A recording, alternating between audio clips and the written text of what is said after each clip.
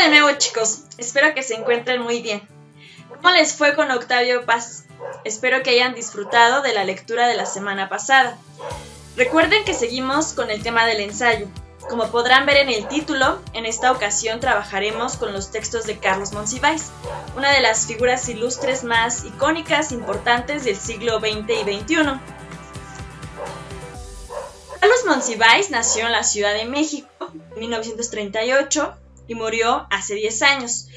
Fue un ensayista, cronista y narrador mexicano, considerado una de las inteligencias más lúcidas de la cultura de nuestro país. Sus estudios los realizó en la Universidad Nacional Autónoma de México, específicamente en la Escuela Nacional de Economía y en la Facultad de Filosofía y Letras.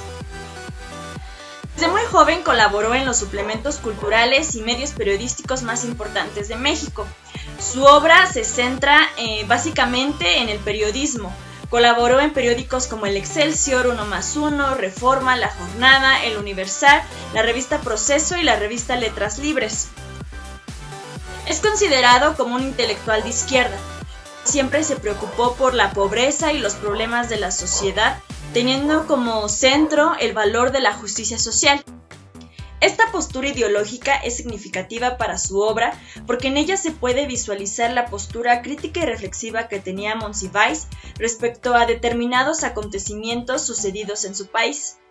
Bien, ahora conozcamos parte de su contexto. Como podrán ver, hubo determinados acontecimientos que marcaron de manera contundente su obra.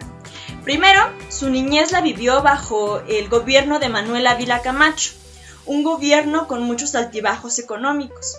Después vino la Segunda Guerra Mundial, un conflicto que repercutió económicamente a México, donde de manera significativa creció la industria y mejoró la economía. También vivió bajo el gobierno de Adolfo López Mateos. Durante este periodo, Monsiváis participó en uno de sus primeros movimientos sociales, que fue la huelga de hambre de intelectuales en apoyo a la huelga de los presos políticos ferrocarrileros en la prisión de Lecumberri. En este movimiento participaron personalidades como José Revuelta, Sergio Pitol, José Emilio Pacheco, entre otros intelectuales. Probablemente uno de los acontecimientos más significativos para la obra de Monsiváis haya sido el movimiento estudiantil del 68, ocurrido bajo el gobierno de Gustavo Díaz Ordaz. En 1988 se proclamó en contra del fraude electoral, donde Cuauhtémoc Cárdenas había sido el ganador legítimo. Participó en 1994 en el movimiento zapatista y vivió las elecciones del 2006, donde Andrés Manuel López Obrador había declarado como fraudulentas estas elecciones. La obra de todo escritor siempre se ve influenciada por determinados acontecimientos sociales, pero también por obras de otros autores. En este caso, Monsiváis se vio influenciado por autores de la literatura mexicana como Juan Rulfo, Salvador Novo, Octavio Paz, Fernando Benítez, Sergio Pitol y Alfonso Reyes. De Juan Rulfo y de Octavio Paz, pues se puede percibir esa aprehensión de lo nacional y de lo mexicano.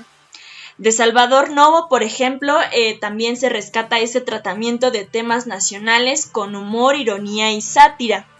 También se vio influenciado por la literatura inglesa y norteamericana, específicamente por la Generación Perdida, una generación de escritores que vivieron en París entre el fin de la Primera Guerra Mundial y la llamada Gran Depresión. Esta generación se caracterizaba por una preocupación por retratar la sociedad de su tiempo. Entre estos escritores se encuentra William Faulkner y Scott Fitzgerald. Como ya lo había mencionado, el tronco central de la obra de Monsiváis fue el periodismo. El autor se caracteriza por crear un estilo híbrido entre crónicas y ensayo, pues jugaba con la estructura del periodismo, pero también con la de los textos persuasivos. Entre sus obras más destacadas están Días de guardar, Amor perdido, Entrada libre, Los días del terremoto, El 68, La tradición de la resistencia y Apocalíptico.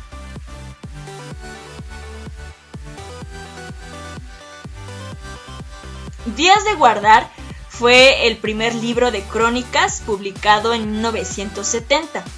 En él, el autor realiza una especie de radiografía de la identidad nacional mexicana. reflexiona sobre el proceso de cambio de esta sociedad y su inserción en los caóticos escenarios de la vida posmoderna. El título nace de la cosmovisión mexica, según la cual existen 5 días de guardar a los que se atribuyen los malos presagios y las calamidades.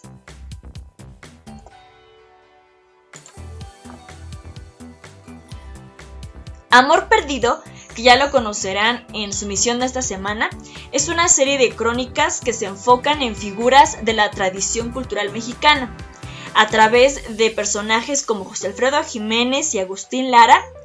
El autor realiza una reflexión sobre la existencia de una cultura popular crítica. Ahora hablemos rápidamente de los rasgos estilísticos de su obra. Empecemos por los rasgos temáticos. En sus obras habla, por supuesto, de la música popular.